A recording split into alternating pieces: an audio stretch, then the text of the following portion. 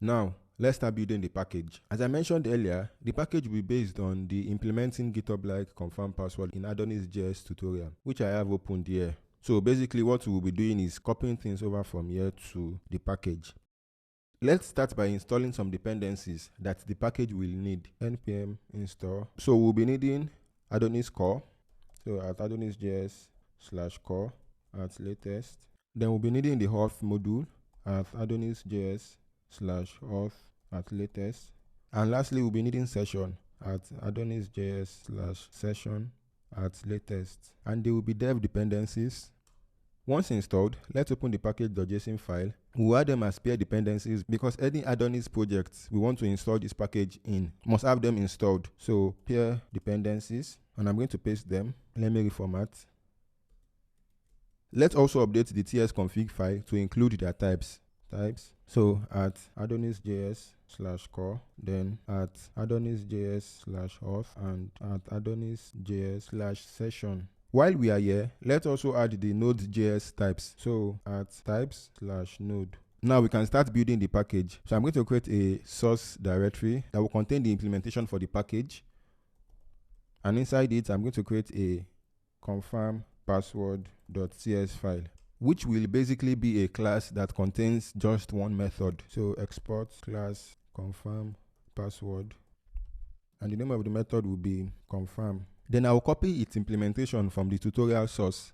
So we'll be needing just these 2 lines. For this to work, we need few things. We need auth, session, the user's email, and the password the user is trying to confirm. So what we'll do is make the confirm method to accept them as arguments. So auth, which will be a type of auth contract, then the email, which will be a string, then password, which will also be a string, then lastly session, which will be a type of session contract. I'm going to save to reformat. Then let's update this accordingly.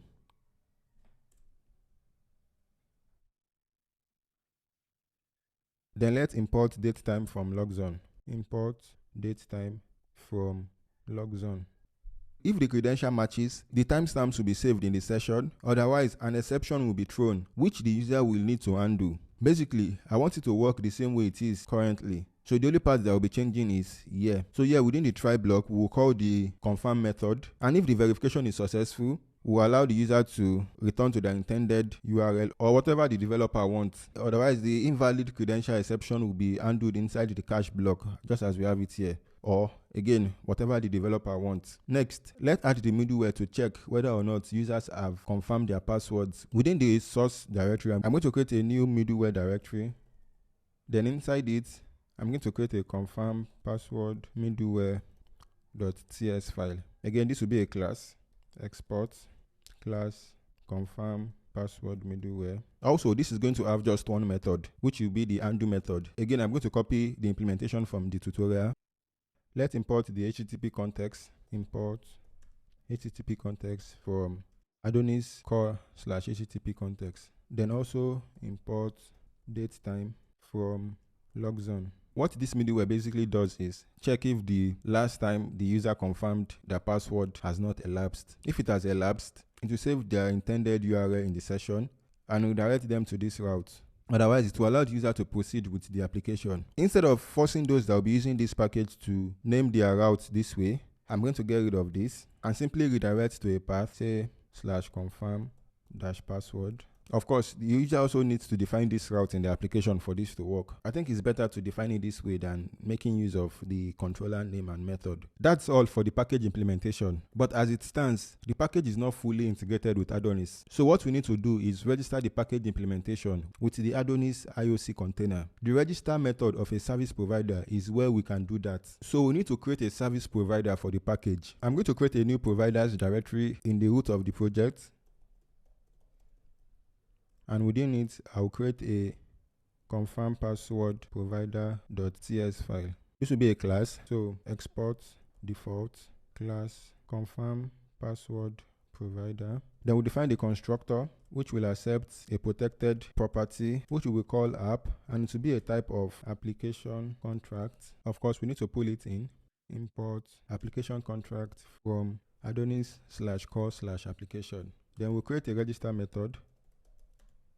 And inside the register method, we will bind the package implementation to the IOC container. So this.app.container.singleton. The singleton method accepts 2 arguments. The first one is the binding, which in my case will be mezelabs/confirm password. Then the second argument is a callback that will be used to resolve the binding. So in our case, when this binding is resolved, we want it to instantiate the confirm password class. First, let's import the class require src/confirm password. Let's save it in a variable, say confirm password.